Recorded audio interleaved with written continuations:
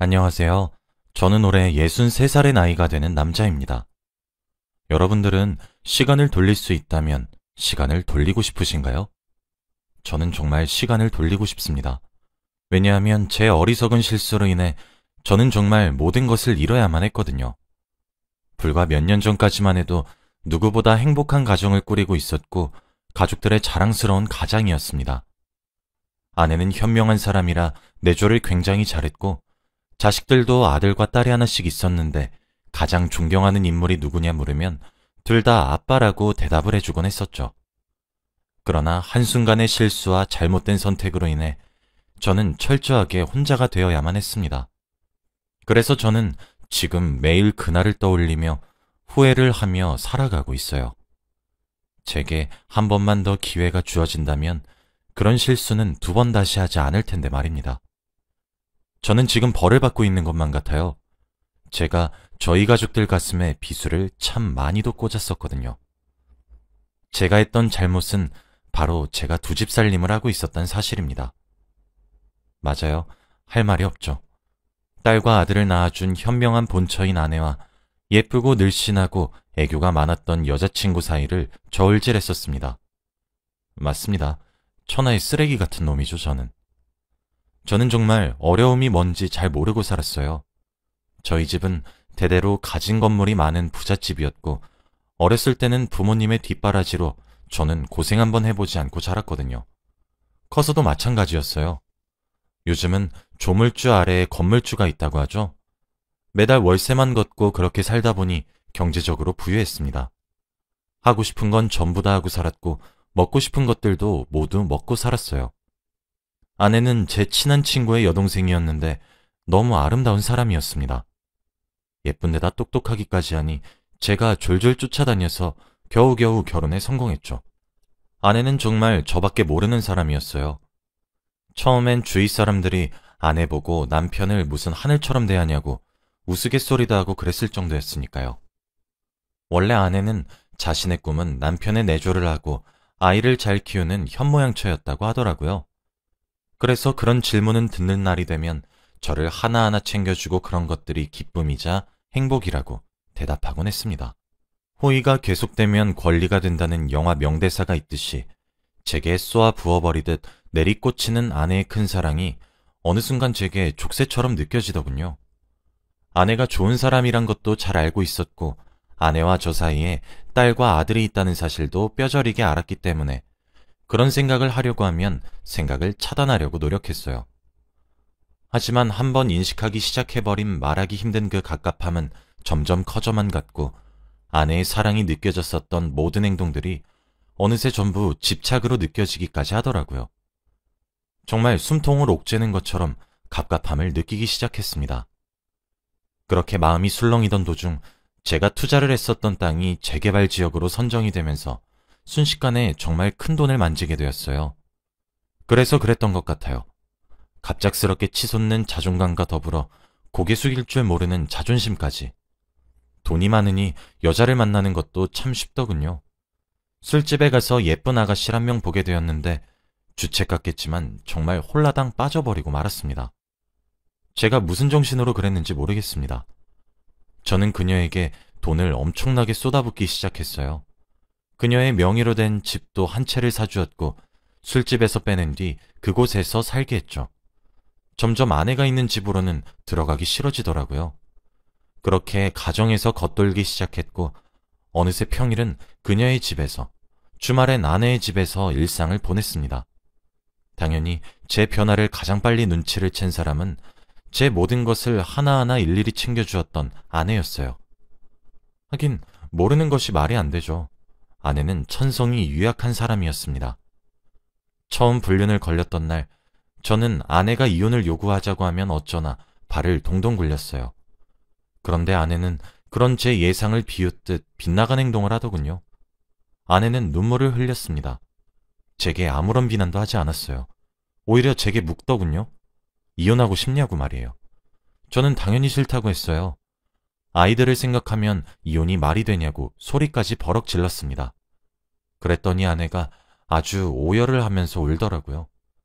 그렇다면 가정으로 제발 돌아와 달라고요. 왜 이렇게 사람이 변한 거냐고요. 이런 사람 아닌 거 자기가 다 알고 있다고. 그러니 얼른 정리하고 가정으로 돌아와 달라고. 더 이상 자신을 비참하게 하지 말라고 아주 바닥에 주저앉아서 엉엉 울었습니다. 자기는 기다릴 수 있다고 하면서요. 처음엔 그게 대체 무슨 소리냐고 불륜을 딱 잡아댔어요. 내가 얼마나 바쁜 사람인데 시간이 남아도는 줄 아냐고. 어디서 무슨 이야기를 듣고 와서 내게 이러냐고. 제가 그런 헛짓거리 할 사람으로 보이냐고 큰 소리를 쳤습니다. 아내는 그저 눈물만 뚝뚝 흘리더니 제게 돌아올 때까지 기다려줄 테니 천천히 그녀와 정리를 하라고 하더라고요. 그런 말을 내뱉는 아내의 눈을 똑바로 쳐다보지 못했습니다. 지금 생각해보면 답은 아내가 정해놨을 거예요. 제가 가정에서 돌아올 테니 조금만 시간을 달라고. 이 정도라도 말을 했다면 아마 지금 상황은 많이 달라졌을 겁니다. 하지만 저는 아내에게 미안하다고 한마디도 제대로 하지 않았어요. 지금 그려보니 그때 아내의 눈엔 원망과 배신감이 한데 섞여 있었던 것 같습니다. 저는 양심의 가책이 느껴졌지만 아내보다 애인이 주는 자극적이고 짜릿한 사랑에 눈이 멀어버렸어요. 아내는 그 이후에도 묵묵히 제가 가정으로 돌아오길 기다렸던 것 같습니다. 제게 애원하기도 하고 울면서 매달리기도 하고 오히려 자기가 바뀌겠다고 기회를 한 번만 달라고 하기도 하고 제게 큰 소리를 치며 화를 내기도 했죠. 아내는 돌아와 달라 애원할 때는 눈물을 방울방울 흘렸고 그렇지 않으면 당신 그러다 정말 천벌받아 라며 저주하기도 했죠. 아내는 점점 감정적으로 변해갔습니다. 아내가 그렇게 변화해가자 저는 점점 아내를 더 멀리하게 되었어요. 그렇게 미치게 만든 건 저였는데 말이죠. 아내가 눈물을 흘리기만 하면 정말 속이 답답해졌고 질렸고 미칠 것 같았습니다. 주위 시선 신경 쓰지 않고 길에서 소리를 빽 지르는 아내가 너무 창피했고 부끄러웠어요. 아내를 보면 속이 갑갑해지고 얹힌 것처럼 꽉 막힌 기분이었다가도 애인을 만나면 그런 것들이 정말 쑥 내려가는 느낌이 들었습니다. 그녀와 하는 것들은 처음 경험해보는 것도 아니었는데 정말 즐겁고 모든 것이 좋았어요. 아내는 그런 저를 집에서 하염없이 기다렸어요. 아이들과 함께 말이죠. 그러다 아이들은 점차 커서 이제 스스로 앞가림을 할 수 있는 나이가 되었고 아들과 딸이 엄마를 번갈아가며 돌보았나 보더군요. 그러던 어느 날이었습니다. 그녀의 집에 제 여벌의 옷을 두기 위해 아내의 집으로 갔어요. 항상 집으로 들어가면 아내가 총총 뛰어나와서 웃어주며 여보 왔어요? 라고 제게 인사를 건네야 하는데 아내가 보이질 않더라고요. 집에서 늘 제 퇴근 시간에 맞춰 하던 밥 냄새도 안 나고 말이에요. 근데 순간적으로 쎄한 느낌이 드는 게 아니겠어요? 뭔가 아내를 찾아봐야 될 것 같은 그런 느낌이요. 뭔가 불안해지기 시작했고 심장이 콩콩 뛰고 그러더군요. 집 구석구석을 뒤져도 아내가 없었습니다. 점차 다급해진 손길로 방이란 방은 다 뒤졌죠. 그런데 제가 아내를 어디서 발견했는지 아십니까? 바로 욕실이었어요. 숨이 꺼져가는 아내를 본 저는 가슴이 철렁 내려앉았어요. 다급히 아내를 꺼내 어깨를 들었지만 미동이 없었고 아내의 이름을 미친 듯이 불렀지만 아내는 대답을 해주지 않았더군요. 패닉에 빠질 것만 같았습니다. 그런데 아내의 코에 손가락을 대어보니 정말 미세하게 숨을 쉬고 있더군요. 심장에다가 귀를 대어보니 심장도 작게 뛰고 있었고요.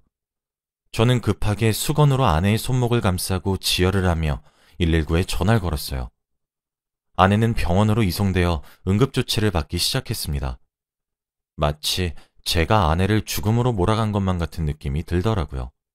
제발 살려달라고 의사 선생님께 울면서 빌었습니다. 죽지 마라, 살아줘라. 내가 미안하다. 누구에게 말하는 건지 모를 정도로 계속해서 빌었습니다. 시간이 얼마나 지났는지도 모르겠더군요.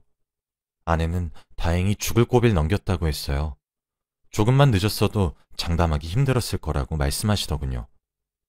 새하얀 병원 침대에 힘없이 누워있는 아내의 얼굴을 쳐다보고 있으니 우리 아내가 고생이 많이 심했구나 싶었습니다. 아내가 적은 유서를 보니 더 이상 살아갈 희망도 빛도 없다. 모든 것이 무너졌고 무너뜨린 사람은 자신이 무엇을 잘못한 것인지 무엇을 망쳐버렸는지 자각조차 하지 못한다. 딸아, 아들아, 엄마가 이렇게 나약한 사람이라 미안하고 또 미안해. 그리고 정말 많이 사랑해. 라고 적혀 있었습니다. 아내의 소식을 들은 아들과 딸은 아내의 오빠이자 제 친구와 함께 다급히 병원으로 찾아왔더군요. 친구는 저를 보자마자 주먹으로 저를 때렸습니다. 귀하디 귀한 우리 동생, 네가 결혼 허락해달라 그랬을 때 너 뭐라 그랬냐? 다른 것들은 몰라도 우리 동생 눈에 눈물 한 방울 안 흘리게 하겠다고 다짐했잖아, 이 나쁜 놈아. 꼴에 너도 투자 한 번 성공해서 우리 동생이 우스워졌냐? 내 동생 눈 못 뜨게 되는 날 너 죽고 나 죽는 줄 알아. 어디 염치 없이 여기 뻔뻔하게 들어와. 당장 안 꺼져? 라고 소리치면서요. 눈물을 줄줄 흘리는 친구의 몰골을 보니 제가 무슨 할 말이 있었겠습니까? 아무런 말도 할 수 없었습니다. 그러게, 미안. 이라는 한마디만 작게 내뱉고 병실을 떠났어요. 아들과 딸이 저를 뒤쫓아와서 붙잡더군요. 그러고는 제게 말을 했습니다. 아빠 때문이야. 이게 전부 다 아빠 때문이야. 이럴 거면 엄마랑 이혼해, 제발. 대체 왜 엄마를 못 괴롭혀서 안달이야? 우리 엄마 저녁마다 오지도 않을 아빠 기다리면서 저녁 차렸다 버렸다를 미친 듯이 반복했고, 입지도 않은 셔츠 언제든 입기 수월하라고 하나씩 일일이 다림질도 하고 살았어. 아빠가 그랬던 엄마를 알아? 이혼하라는 우리 말에도 엄마는 아빠가 가정으로 돌아올 거란 사실을 믿고 있다며 아빠 돌아왔을 때 함께 웃으면서 맞이하자고 했던 사람이야. 이젠 우리도 아빠 더 이상 아빠 취급 안 할 거야. 엄마한테 2번 다시 찾아오지 마. 하며 소리를 지르더군요. 나를 제일 존경한다는 아이들의 눈은 이제 눈물을 머금은 채 원망 섞인 눈길이 되었고 제게 소리를 지르고 있었습니다. 그런 아이들의 모습을 보며 그제서야 제가 대체 무슨 짓을 한 것인지 실감이 나더군요. 근데 정말 무슨 정신이었던 것인지 그때라도 가정으로 돌아가기 위해 노력을 했어야 했던 건데, 염치 없이 저는 가족들에게 버림을 받았다는 현실을 받아들이는 것을 너무 힘들었고 오히려 원망했습니다. 그리고 그럴수록 그녀에게 의지하기 시작했어요. 그 사이 아들과 딸의 살뜰한 간호로 아내는 몸을 회복했고 제게 이혼을 요구하더군요. 아들과 딸 둘 다 성인이었기 때문에 제가 아내의 이혼을 막을 방법이 뾰족하게 떠오르지 않았습니다. 용기를 내서 아내를 한번 찾아갔어요.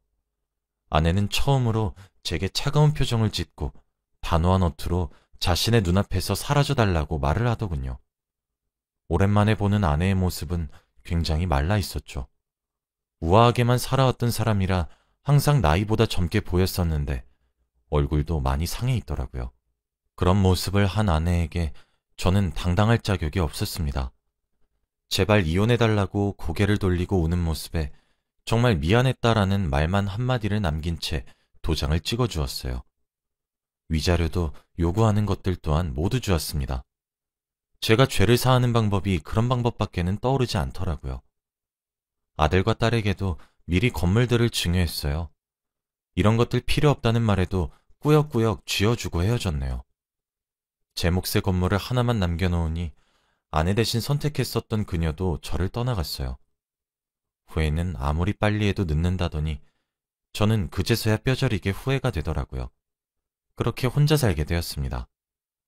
아내와 아이들이 저를 외면을 하고 나니 그제서야 알겠더라고요. 제가 멍청하고 미련했었단 사실을 말이에요. 후회에 사무쳐서 찾아도 가봤지만 정말 매몰차게 거절당했습니다. 자식들은 아버지 취급도 해주지 않더군요. 그래서일까요? 아니면 아내가 그러다 천벌 받으면 어쩔 거냐고 저주를 했기 때문일까요? 정말 하늘에서 벌을 내렸더라고요. 지금으로부터 2달 전 건강검진을 했는데 정밀검사가 필요하다고 해서 한 번 더 검사를 진행했어요. 그 결과 간암이었습니다. 간암 말기였고 왜 이제 왔냐는 의사 말에 참 할 말이 없더군요. 그로부터 8개월 정도 더 살 수 있다고 하셨으니 이제 제게 6개월이란 시간만 남았네요. 의사에게 시한부 판정을 받고 나서 가장 먼저 하고 싶었던 일이 뭐였는지 아십니까? 바로 제 아내에게 용서를 구하는 일이었어요. 아내에게 연락해서 만남을 구걸했습니다. 착한 아내는 저를 만나기 위해 나와주더군요. 누군가는 제게 치졸하다 욕할지도 모르고 동정심을 이용했다고 비난해도 할 말이 없지만 저는 아내에게 가난 말기고 시한부라고 솔직하게 말을 하고 용서해달라고 빌었어요. 시한부 판정 받자마자 가장 먼저 들었던 생각은 당신에게 용서를 구하는 일이었어. 내가 너무 어리석었고 당신에게 아픈 기억만 남겨주고 지우지 못할 흉터를 안겨줘서 정말 미안해. 제발 용서해줘. 정말 내가 잘못했어. 라고 말하며 정말 끄끄 울었습니다. 아내는 놀란 듯 말을 잇지 못하더군요. 그런데 아내는 그런 제가 밉지도 않은지 남은 기간 동안 같이 살자고 해주었습니다. 내가 밉지도 않냐는 질문에 아내는 미워요. 그런데 저는 곧 세상을 등진다는 사람을 외면할 정도로 모질지 않다는 거 당신도 잘 알잖아요. 그러니 제게 가난 말기에 걸렸다고 동정심을 유발하는 거 아니에요? 그러니 당신 장단에 맞춰줄게요. 속아 넘어주겠다 이 말이니까 집으로 돌아와요. 하더라고요. 역시 제 속을 들여다보는 듯한 아내의 말에 놀랐습니다. 그렇게 지금 2달째 아내의 보살핌을 받으며 마지막 생애를 보내고 있어요. 한 번씩 밤새도록 헛구역질이 올라오기도 하고 통증이 심해 진통제 없이 단 한 시간도 마음 편히 잘 순 없지만 곧 고통에서 해방될 거란 생각에 마음이 편해집니다. 아이들도 처음엔 저를 미친 듯이 거부하더군요. 자식이지만 씻을 수 없는 죄를 지었던 것은 맞았기에 아이들에게 무릎을 꿇고 진심으로 사과했습니다. 아이들도 아내를 많이 닮아 마음이 참 약하더군요. 암에 걸렸다고 하니 바로 걱정스런 표정을 짓는데 미안하기도 고맙기도 하면서 만감이 교차하는 듯한 기분이 들었습니다. 이렇게 소중하고 어떻게 보면 바보 같을 정도로 착한 가족들에게 제가 무슨 짓을 한 것인지 지금도 매분 매초가 미안하고 후회스럽네요. 요즘에는 남은 기간 동안 제가 가족들을 위해 해줄 수 있는 것이 무엇일까 라는 고민을 참 많이 하고 있어요. 그렇게 상처만 줬는데도 아버지란 이유로, 남편이란 이유로 다시 절 받아들여준 것도 정말 감사하게 생각합니다. 다음 주에는 아내와 다시 혼인신고서를 내러 갈 거예요. 아내와 아이들은 잘 모르고 있지만 제가 보험을 많이 가입해놨거든요.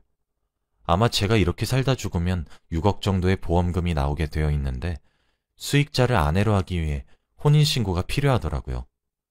이걸로도 제가 저지른 수많은 죄를 다 지우진 못하겠지만 제가 떠나고 난 이후에도 아내와 아이들이 좀 더 편하게 살았으면 하는 마음뿐입니다. 줄 수 있는 게 이런 것들 뿐이라 씁쓸하기도 하네요. 아내와 아이들은 이깟 돈 같은 재산보다 다정한 한마디를 내뱉을 줄 아는 남편과 아버지가 필요했을 텐데 말이죠. 제 이야기를 들으셨으니 모두 잘 아시겠죠? 다들 남의 마음에 비수꽂지 말고 피눈물 흘리게 하지 마세요. 진심으로 후회할 짓 하지 마세요. 절대 죄를 지으면서 삶을 살아가지 마시길 바랍니다. 정말 본인에게 전부 어떻게든 돌아오게 될 것이고 벌을 받게 될 거예요. 그리고 사랑하는 사람들의 원망을 받게 될 수도 있겠죠. 비록 저는 후회뿐인 인생이었지만 마지막에라도 아빠 노릇 남편 노릇을 할 수 있는 기회를 받게 되어 정말 기쁩니다. 여러분의 가정은 평안하신가요? 만일 그런 생각이 들지 않는다면 작은 것부터 고쳐나가 보시길 권해드리겠습니다.